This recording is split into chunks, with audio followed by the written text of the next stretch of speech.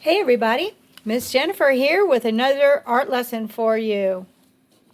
Let's go ahead and get started right away. First of all, I wanted to go over your pages. So your first page should be your art page. So here you would put your art lessons. Your second page is, this one, is your mantra page. So here's the different mantras. So you should be probably right here.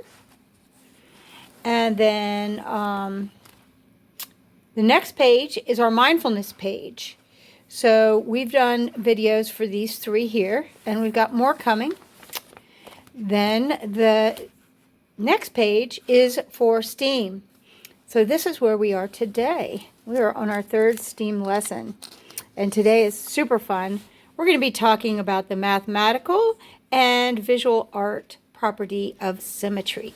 Let's get started.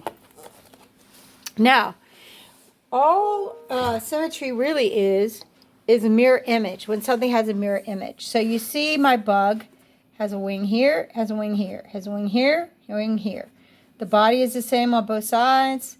The flowers are the same on both sides. The dots are the same on both sides. So as long as you create a mirror image, you have symmetry. So let's talk about a couple of things that we can sketch that have symmetry. So bugs are very good. So you could do a butterfly. It can be something very simple. It does not have to be complicated. So you wouldn't want to do one like this and one like this, because that is asymmetry. Now, sometimes you do want to do that in art. Here's something that's symmetrical. Boom. Human faces. So we are usually symmetrical. We usually have 2 ears, 2 eyes, 2 eyebrows. Okay? Now, let's let me give you another option. Now, this would also be true of a face of a dog or anything like that.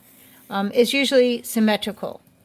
Now, what we're going to do is take our card, once we decide whatever symmetrical object we're going to draw. Maybe we don't want to draw object at all. But what you're going to have is a central axis, which is a line that goes down the middle. And really, you could actually fold this and, draw exactly the same thing on both sides. But I want you to practice trying to do it on your own. So let's say if I put a square here, well, what I have to do? I have to continue that square over here. What about if I put a circle? Well, then I put the circle over here. Now, what if I put a star? Okay, that's fine. Now I have to put a star over here. So you see, whatever goes on this side also goes on this side. If I put kind of a rocket arrow shape, that would be fine. So you see, it doesn't have to be anything specific in terms of being a drawing of something, as long as whatever you draw on one side, you draw on the other. So if I draw a circle here, then I come over here, here, here. Now, this is called symmetry, and it's a mathematical principle, but also it's a type of visual balance, which is an artistic property. All right, so as soon as you finish, you can put her on pause, come up with your sketch, and then we're going to get to work. All right. We are working with markers this week. And so I'm going to go ahead and get right started.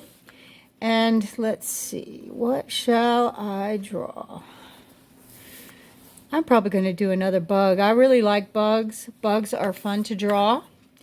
And we'll probably do a bug lesson later on, because we can learn about insects and what type of body parts they have when we do it. Okay, so for my bug, I'm going to give it a nice round head. Now, let me do this so you guys can see. Now, I don't normally have to draw that center line, but I'm going to go ahead and do it now, just so I can make sure that I get it right. And you guys can see what I'm doing. So whatever I have on one side, I have on the other. And now watch how I'm going to do these curly cues. I love making my curly cues. Boom. Okay. Now, my first card that I did was kind of a dragonfly, but this time I'm going to make it a butterfly. So I can go up like this. Now I got a little fancy there, so how am I going to do it? I'm going to do it the same way. Now, if you don't have it exactly right, it's okay. Just do the best you can. And you're going to probably draw it first with your pencil. But as you get going, you'll be able to draw like I'm doing here without using the pencil. Now, maybe I'm going to mess up. We don't know, right? I could mess up and then have to start over. And so I do have some areas that are still open here. So maybe what I could do is draw a flower. Now I'm going to make sure I have the same number of petals on both sides. Now symmetry is quite lovely, but some people would say it's a little bit boring. But I'm sure you've seen some symmetrical designs. And for the purposes of what we're doing, we know that if we were doing a mathematical problem, we would have to have it exact, but we're not, so we're in good shape.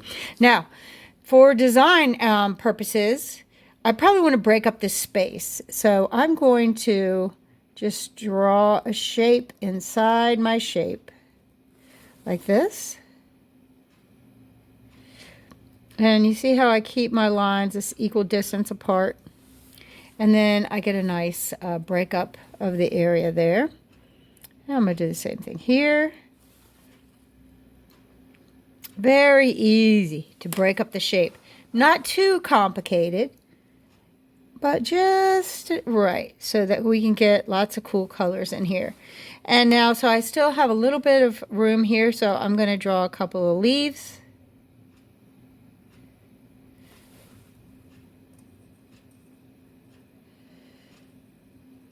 And in this way, I've got a nice little composition. All right, you think it's ready to color? All right, I think so too. Now, what we're going to do here is we are going to color. Now, how many colors do you think I'm going to say use? Yep, you got it right. I'm going to say only use 3 colors. So since I've got some leaves, I'll do green, and maybe I'll do, what shall I do? I'll do some yellow and orange.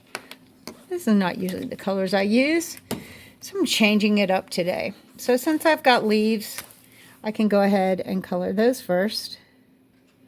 And basically you already know how to color, right? Because we've learned this.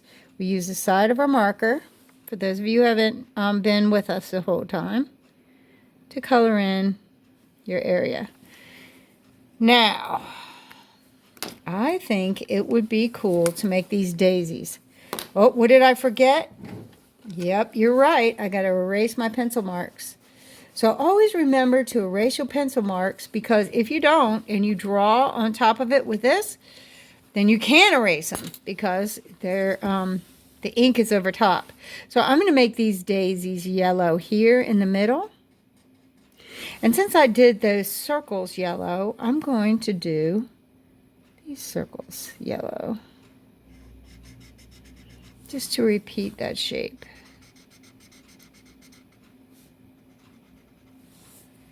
Pretty neat, huh? It's starting to come together. Now, I think I want these petals to be white like a real daisy, so I'm going to use this color in the middle. In the background.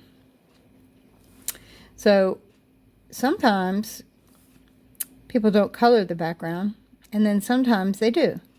And it's up to you. But since I'm leaving these petals white, which it may end up being a problem. Now, some people, you may be one of them, when they see their artwork drawn, they already can see what colors it's going to be. I kind of work it out as I go, because I'm not that great of a colorist, but I do know color schemes and how to repeat, so that's helpful for me. Some people just do it naturally, and hopefully you're one, but if not, hey, we can learn to do it so that it will look good. Now see how having this background colored in is really, really pretty, because when you know what you call the background? It's called negative space. And the negative space, which is the space that you leave behind, when you draw something, the space in between, the space that I'm coloring, is really just as important. People don't understand that. But as we get into the year a little more, we'll be doing some drawing skills. And when we do that, you'll learn to use the negative space in your drawing. And that is a very, very important skill. So begin paying attention to the space that you're leaving behind. So you see, I have it, none of it is too big. It's all kind of baby bear, just right. But because I only have 3 colors, I'm going to have a hard time figuring out how to color this butterfly, I think. But I do like it so far. Maybe I'll leave some of the butterfly white. Yep, you can always use white as an element in your design. Now, that's one thing people forget, is to leave a place for the eye to rest. It's a very good idea. All right. See? Did you know that math could be so fun? Now, I think what I'm going to do is orange here, and orange here.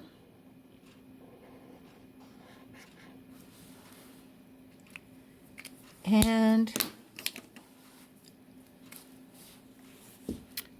what do you think? Green in the body.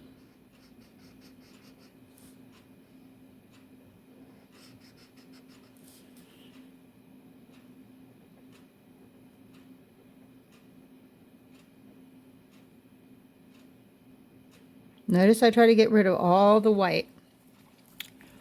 What do you think? I like it. Do you like it? I think it needs a couple of dots. So I'm going to give it a couple more dots just to fill the space and make it look a little more, I don't know,